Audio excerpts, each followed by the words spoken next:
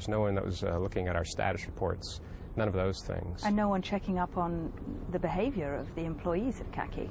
No, no. We were essentially checking up on ourselves. Khaki has always said it fulfilled the requirements and conditions imposed on it by the US Army in Iraq. While some of the military involved have been court-martialed, no khaki employee has been indicted or convicted of abuse at Abu Ghraib.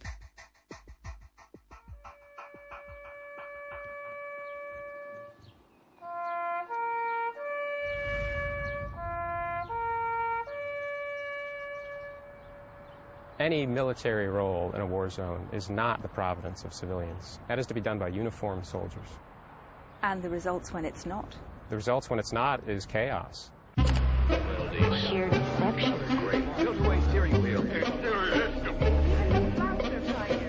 How does Acton in West London and this anonymous semi fit into the story of the missing billions? After a year of struggling to run Iraq, the American civilian administration gave up. They shipped out and handed over all those reconstruction dollars to a new Iraqi government. How would they cope with spending all that lovely cash?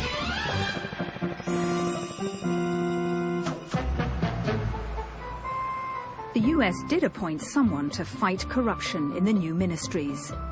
A judge known as the most honest man in Iraq. Interview with Judge Radi. Corruption has a long history in Iraq, but now it's growing, spreading all over.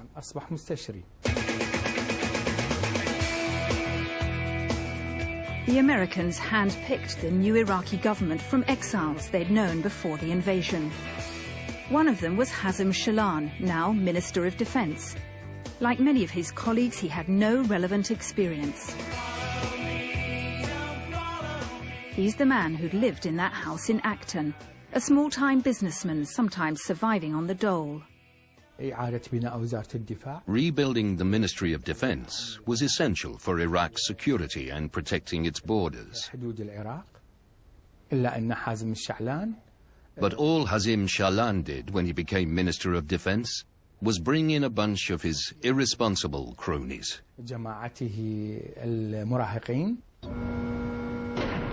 The Iraqi army was desperate for up-to-date weapons to fight the insurgents.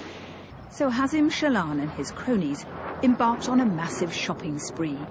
But did they go for the market leaders in military hardware? No, they went to Poland.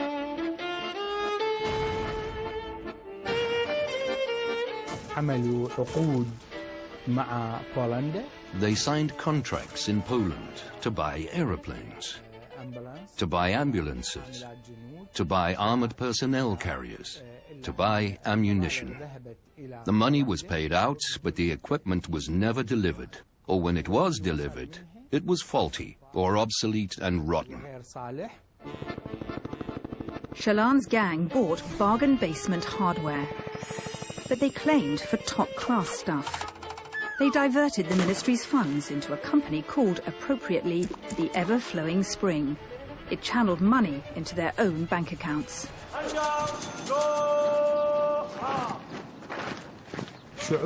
I believe these people are criminals.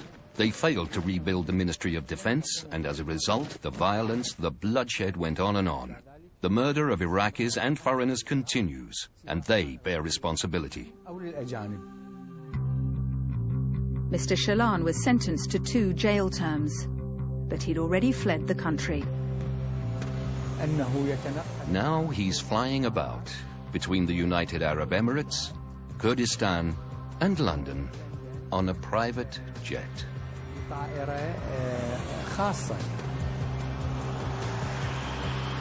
Some of Mr. Shalan's dollars ended up in London too. He bought properties in the district near Marble Arch, where the Middle Eastern community hangs out.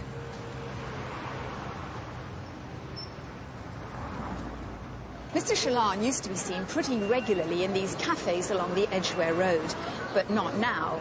He is, though, still raking in money from his properties in the area, but it's too dangerous for him to be seen here now, especially with this Interpol warrant out for his arrest. I went back to Mr. Shalan's old home in Acton, which he still owns, to see if anyone there knew where he was. I contacted someone, my friends, but he told me he's not here at the moment. He's abroad. He's abroad? Yeah, he's in Jordanian. In Jordan? Do you know when he'll be back here? I don't know really. No. I contact with my friend. Yes. He know where is the Mr. Hazim. Okay? Thank you for your help. Thank you.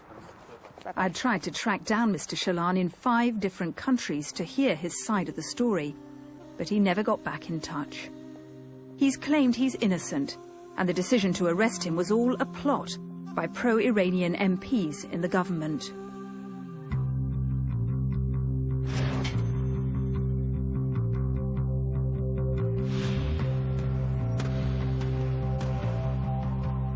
As for the judge, he's a penniless outcast in America these days. He blew the whistle not only on Shalan, but on many other high-ranking Iraqi officials.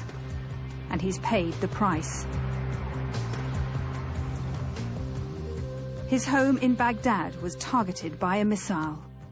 31 of his investigators have been murdered. Judge Radi and his family can't go home. The present government accused him of corruption when he started probing what they were up to.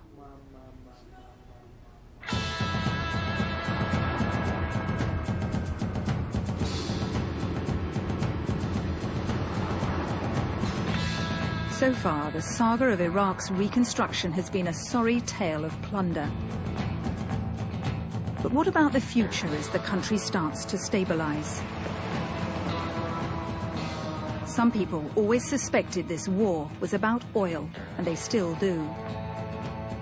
But with prices rocketing at the pumps, there's a new killing to be made.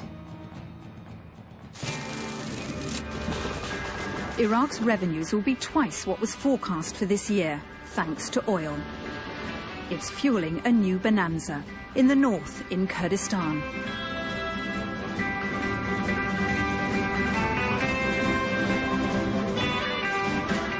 There's been a stampede of foreign businessmen keen to cash in.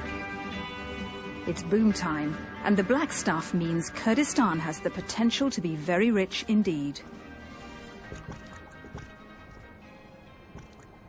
I mean, just look at this. There's so much oil in Kurdistan, it's literally oozing out of the mountainsides.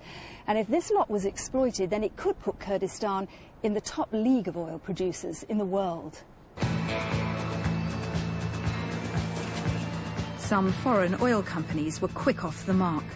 They've already started drilling. More than 20 deals have been signed with companies from across the globe. Well, look, you can see that the map of Kurdistan is absolutely dotted with oil concessions awarded to foreign companies. And once again, the Texas Old Boy Network is in on the act.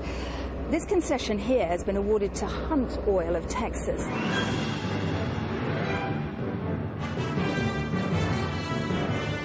Hunt Oil is the granddaddy of the Texas oil scene. H.L. Hunt, who founded it, was once described as the richest man in America. J.R. Ewing, they say, is modelled on him. His son Ray now runs the company.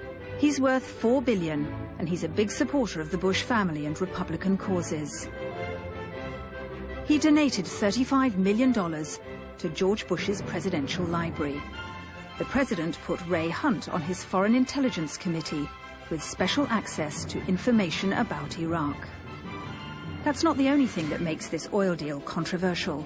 The State Department warned Hunt Oil not to sign a contract with the Kurds. That's because it may not be theirs to sell off. Baghdad says it's illegal. The Kurds have no right to sell oil that belongs to all Iraqis on terms that favour foreign companies. The oil minister in Baghdad has said that these oil deals that you've done with foreign companies are basically illegal. We have independent opinion and we have the constitution, and if it is illegal, we will be the first to tear up these contracts. I have no problem. We are not mismanaging it. We're doing the best contracts you actually sign in history. These oil deals aren't only political dynamite. They're dogged by accusations of corruption because they're not open and above board. Well, these Kurdish oil deals are about as transparent as a pool of this black stuff. The Kurdish people don't know, even the Kurdish